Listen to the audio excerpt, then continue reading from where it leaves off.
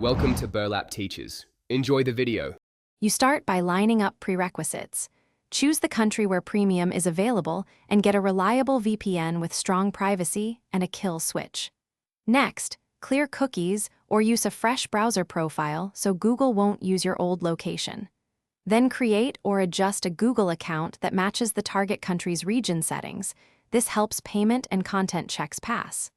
Once done, connect the VPN to a server in that country and verify your public IP and time zone, reflect the new location before continuing.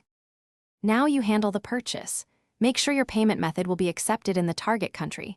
Prepaid local cards, local PayPal accounts, or virtual cards in that currency work best. Then set your device's time zone and language to the VPN country. This prevents mismatched signals that trigger blocks. Sign into YouTube with the prepared account, visit the premium subscription page, and follow the checkout prompts. If an address or postal code is requested, use a valid format for that country. Keep the VPN connected throughout. Finish by confirming your subscription. Look for the premium badge on your account and a billing confirmation email. Make sure playback and offline features work while the VPN is connected.